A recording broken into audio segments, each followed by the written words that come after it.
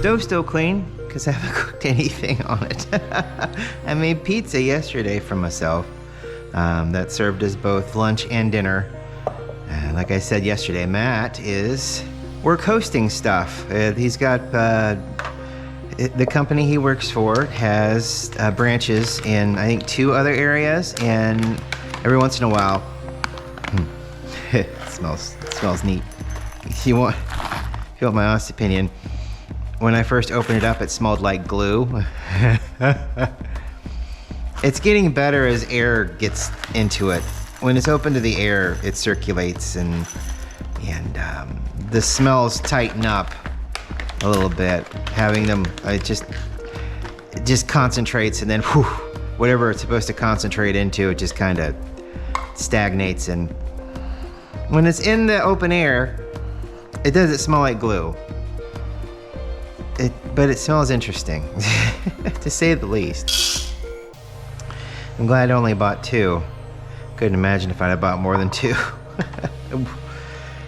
Yeah, definitely not my favorite. Not terrible, but I'm not gonna get it again for various reasons, as discussed last week when I opened these up the first time.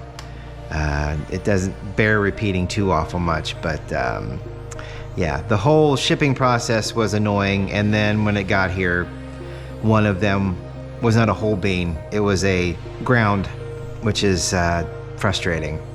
Oh well, it's fine. It's not terrible. It's just coffee. I don't think the mowers are gonna be here today. They're not here yet. They haven't started. Usually they start about 9 o'clock. I don't see any trucks. It's Wednesday, right? It's still Wednesday as far as everyone's concerned. I don't see any. I didn't see anything that resembled a tractor out there. So that's very interesting. I mean, I'm glad. I'd prefer the quiet. And the grass is nice and green in many spots, including our yard. So it really doesn't need to be, I don't think it needs to be mowed. It hasn't rained in a couple of, I don't know, maybe about a week. So, it's fine. I don't mind it. Looks nice.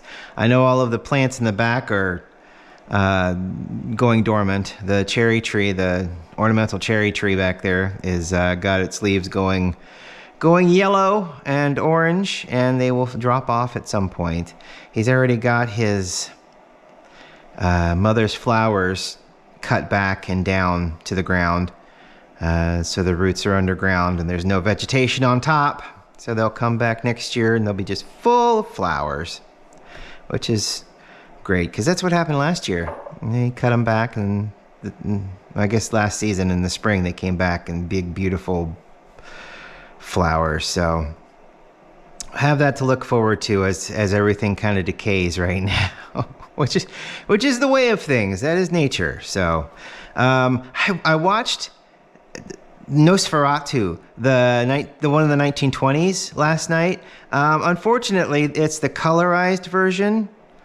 But after about like the first, I don't know, 5-10 minutes of the movie, you kind of ignored their poor attempt at colorizing everything. There were only some spots where it was absolutely just noticeable. Like there was a wide open shot of, it was a wide shot of the Harkins character. That's not his name because it's a complete ripoff of Bram Stoker's Dracula, but they tried to alter it in enough ways. They changed all of the names. Renfield is actually some kind of a real estate, the owner of a real estate thing. So back in the 1920s, so it's German, so it's just that much different, but it was enough to get it lawsuit won and the majority of the copies destroyed, except for the ones that we can enjoy today. And it's really a beautiful film. I can see how audiences back then would have been terrified, especially since the whole concept of going to a theater and watching a film was brand new and strange. at that point still, there were generations that had, never seen such a thing.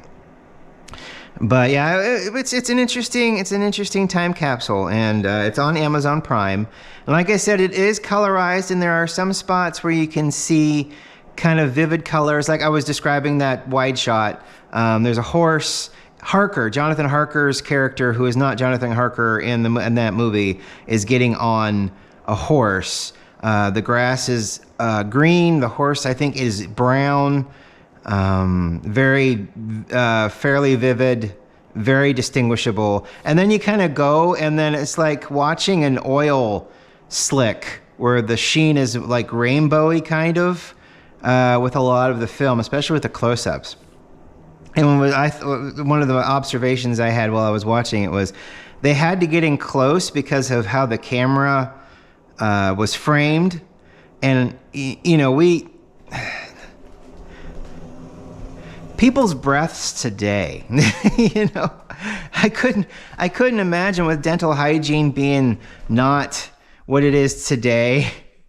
Then I couldn't imagine what being up close to, there had to be a lot of mint chewing, and I don't even know, what would you do back in the 20s in 1920s Germany for oral hygiene? What would you do to make your breath not smell like death and decay? It was just one of those questions I had while I was watching it, because everybody had to get in really close, because not only did you have to like enunciate to the camera so that people could see that you are speaking, because it's a silent movie.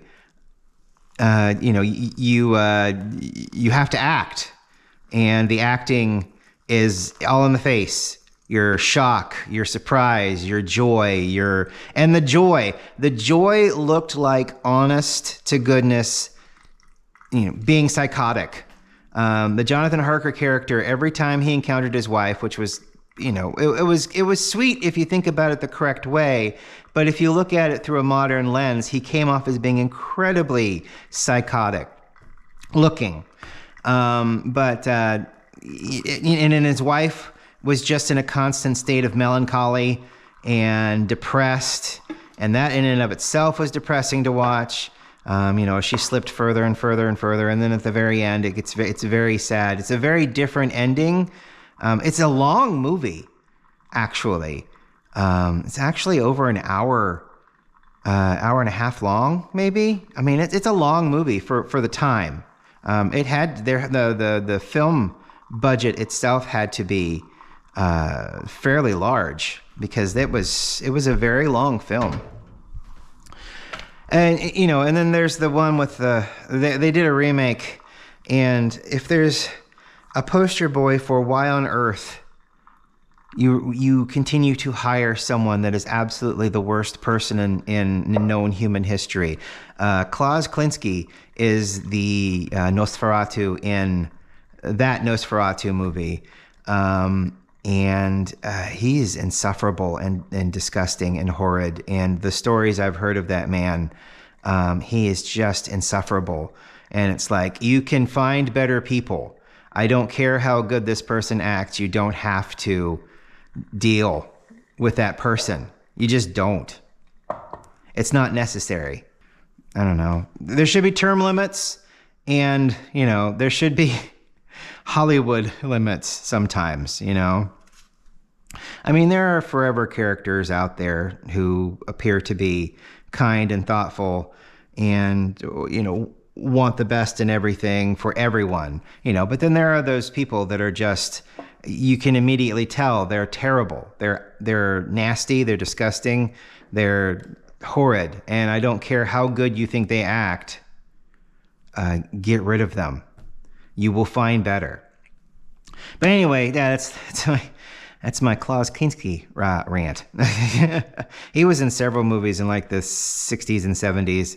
Has had several major actors offer to kill him for the directors he worked for, that kind of thing. And even directors who were like, you know what, I think I'm going to kill him. And there's a documentary out there, I think, where one writer or something like that talks about a director who was plotting to kill him because he was just that horrible. Yeah, it's not necessary to have those people in your life. The only reason you continue to have them in your life is because you love the drama. And that kind of goes for everybody, doesn't it? It does. It really does go for everybody. So I don't have anyone in my life that causes that, and I can immediately spot people who do and just not have anything to do with them. It's very easy for me to spot that. I know a lot of people want to see the best in people, and I do too. But when it's immediately obvious, I'm also grateful for that, because it's like, okay, well, I don't have to bother. I don't have to bother. I don't have to cultivate anything. I don't have to pretend for a couple of minutes until I actually get the gist. It's immediate. And thank goodness. But Nosferatu, if you have Amazon Prime, I think it's through Amazon Prime. It's actually very interesting. It's a wonderful little time capsule. And the traveling through the Carpathians thing always fascinated me. Even with the Bram Stoker's Dracula with Keanu Reeves, which is not nearly as terrible as everybody said it was back in the day. It's actually quite an interesting movie to watch. But it even had, at one point, I think it had the line tracing through the map showing where Jonathan Harker was going, I think. Either that, or I'm confusing it with the other movie that I watched the other day. Actually, yesterday evening. No, yesterday? Was it yesterday or the day before? I don't know. Van Helsing is a horrible film. After the beginning, in the very beginning, when he is doing that whole thing with Mr. Hyde, the fight, the banter, the absolute disgustingness of the monster. I think the very beginning of that film is actually pretty fantastic. Of course, and then you get to the Vatican and the Roman papacy and their utter and complete hypocrisy. You get to that point where it basically turns into a James Bond film where a Q is handing him gadgets and a line and whatnot, along with the MacGuffin for the end, so that they didn't have to animate so many vampires that were in a ballroom together. And the CGI is kind of rough. I don't know what the stylistic idea was of making their jaws stretch like they do. There's no feasible reason for the jaw stretch when you're just biting necks. You're not taking whole heads off. You're slurping blood. So it doesn't make any sense. That whole part. Frankenstein's monster was good. I liked that. But the rest of it was all just woof. The very beginnings, both stories, the Frankenstein's monster part, and then Van Helsing fighting Mr. Hyde in the clock tower and surrounding London, I would assume. That was good. I enjoyed that. I could watch that again. But the rest of the movie is just utter dreck. It's horrid. It's absolutely horrid. I couldn't tell who had better hair, Kate Beckinsale or the huge Jackman. They both had stunning hair. And in the end, all the werewolf stuff, cool transformation, did not give two shits about the relationship between Kate Beckinsale and her on-screen brother. And because it was just introduced and then ended, and then, oh no, and then every time Van Helsing killed him. Because he was an attacking werewolf, that's what you do. And Kate Beckinsale went to, how dare you kill my brother? I hate you, to, oh my gosh, your Pantene Pro V is amazing. In almost in the same shot. It was ridiculous. There was like zero motivation. Everybody looked bored, except the guy that played Dracula, and he looked like a Skarsgård, even though he wasn't a Skarsgård. He was very Skarsgårdy in his appearance. It's like, if you've seen one Skarsgård, you've seen a ton of Skarsgårds. And he looked like one, even though he wasn't one. Ooh.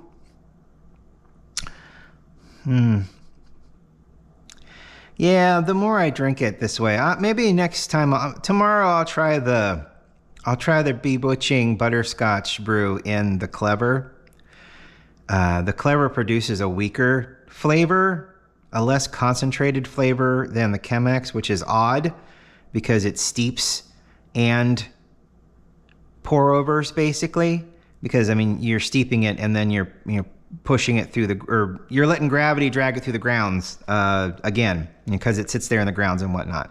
But in this, it just goes straight through. But for some reason, this extracts more and tastes a lot more bitter. And this is just really bitter.